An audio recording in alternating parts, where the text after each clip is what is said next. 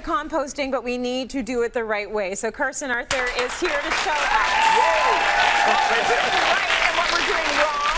Because there are certain things that shouldn't go into the compost. Also, there are things that you might think are compost when really they're just collectors. So walk us through. Let's set the record straight. Let's set the record straight. So more and more homeowners, especially condo owners, are investing in composting than ever before. We always assumed that, yeah, if you had a backyard, you could compost, but now people are doing it on patios, inside, on balconies, and it's crazy, but it's good, as long as they're doing it the right way. Now, when it comes to composters, there are really two different types, okay? There's worm composters, which you can add worms to, or they're sitting on the ground, and I think we have an example down front of what a worm composter is. It's called vermiculture, and the worms do all the work of breaking down all the yucky stuff and then turning it into soil so that you can use. Okay, but you can't use that in your house or apartment or condo, can you? You can definitely put that out on the balcony. On the balcony, okay. So the worms will do the work inside. You have a spigot so you can drain out all the wet stuff. Composting is gross by nature, but you know, it's so beneficial. Absolutely. This is the other style over here, and I'm going to reference this one because it looks like a giant bingo wheel, a bingo drum. Looks fun. Yeah, this one's from Lee Valley, and this is another type of composter that uses aeration and movement to create the breakdown. What's good about this one is it also promotes heat. Heat in compost is good because it helps break down the fibers and the materials faster, so you get more action in a shorter length of time. If you just throw things in a big pile and hope that it will break down, eventually it will. Even plastics will eventually break down in about 100,000 years. So we want to talk about speeding up the process. The thing about compost, though, is how you compost and what you put in the compost is so important. As I said, everything on this table would compost. Even these metal compost buckets, which are not composters, they're just to put the stuff in to get it to your composter.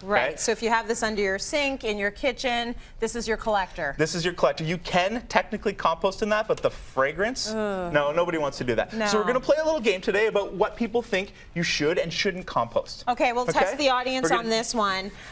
So it's either going to be a yes or no. We're going to start with leafy greens. Yes, do you compost it? No, do you not compost it? Absolutely. Everybody got that right. Of course. Yes, of course. All right. So when you're talking about leafy greens, the reason you want to compost leafy greens is because the nitrogens and the natural sugars that are in the greens go right back into the soil, right back into the next plants. Perfect. Very good thing. What about proteins, meat bones, all that kind of stuff? Should you be composting that? Should you compost your meat bones? Yes? No? They're a little bit divided We got it divided. Can you compost your meat bones? You can, but you shouldn't. No, you shouldn't be putting meat proteins in your compost. Not only does it encourage vermin like rodents, rats. On the East Coast, we have a huge rat problem eating compost, but also it increases things like listeria and E. coli in your compost. And you don't want to be eating that, let alone coming in contact with it. So no meat bones. Okay, so keep those separate. How about eggshells? Eggshells. What do you think, everybody? I think most of us know this one. Absolutely. It's an absolute yes. That's an absolute yes. Eggshells, mineral-based, calcium-based. As they break down, the minerals go back into the soil. But what about the eggs? Should you be putting your eggs in the compost? Yes or no? Oh, I'm seeing a lot of reds, a lot of no's. A lot of no's for the right reason. Again, eggs are proteins. As the proteins break down, we have tracked botulism to eggs in compost. So, you know, all kinds of bad things with proteins in compost. Stay away from the eggs. Just the shell. Just the shells. Let's look at newspapers. Newspapers. Should you be composting your newspapers?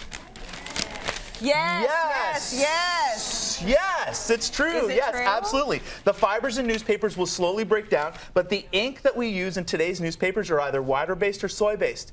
Perfectly safe. So you can absolutely put those in the composters. So you're saying back in the day, maybe not, right? Right. Magazines. Magazines. What do you think? I don't know. They're a little glossy. They're glossy. No. Anything glossy, don't put it in your composter. It's treated with a plastic or a synthetic material to make the shine. Okay. But those are all easy ones. Let's get into the hard ones. Let's have some fun. Carson actually got a severe haircut, so he could give us this sample right now. Yeah, great. Totally gross. Human hair. Human hair. Can you compost human hair? Yes My nephew or Tyler no? sacrificed this for me. You guys are divided on whether you can compost human hair. I don't know. Human hair, like toenails and fingernails, absolutely can go in the composter. Yeah, it's a great source of nitrogen, as long as there's no polish, no dyes, no sprays, anything chemical that's been added to it. Well, okay, my hair was safe. My nephew Tyler's hair, we were good. No dyes, no chemicals, you're good to go. Okay, so for our viewers, don't put your hair in there. And nails? Nails too, absolutely. As long as they don't have polish on them, they will naturally break down. Okay. And they add lots of proteins and nutrients to the soil. Okay, all right. Tracy's grossed out right now. Totally. Dryer lint. Dryer lint. What do you think, audience? I've actually never tried to compost dryer lint, so I don't know about this. Most are saying no, you can't. Most are wrong. Dryer lint is fantastic. Absolutely. Really? Yeah, of course. The way it breaks down in the soil is very similar to human hair. A lot of proteins, a lot of nitrogens in dryer lint. You're good to go. Yeah. Okay. Ashes from the fireplace. Ashes from the fireplace, yes or no? Ooh. Most are saying yes, you can compost this. And you should compost it. Absolutely. We Yeah. know that when you have a fire in a forest, new growth afterwards is immediate. Really? Yes, but okay. what about ashes from your barbecue? The charcoal bricks. I don't know. Definitely no, and the audience got that. Yeah. They're chemically treated. Got Don't want it. to go there. Let's Okay. do a couple more before we run out of time, okay? Yeah. What about yucky onions in the bottom of the crisper? Should they go in your composter? I would say yes. No. Why? Oh, everybody's in shock. Why? So if you use a composter that has worms, Yes. worms do not like onions. They won't go to that area, so they stay away from it. So the onions can go in the city composter, not in your vermiculture. Okay. All right. What do we got next? Lemon peels? Lemons and limes, citrus peels. I would assume yes. Yeah, no. Because of the worms Because of the again? worms. The worms hate it. Absolutely. So stay away from that. They're so picky. They're so picky. Okay. I've got Okay. 2 more. Yeah. But we'll do them real quick. Dog poop. Dog poop. I would say yes, compost. Yes, you can compost dog poop. compost it. Absolutely. You have to get your compost to at least 140 degrees though to get rid of the bacteria. Okay. Okay, so It's hot gotta be compost. hot. All right. And then cat poo. Cat poop. Can you compost your cat poo?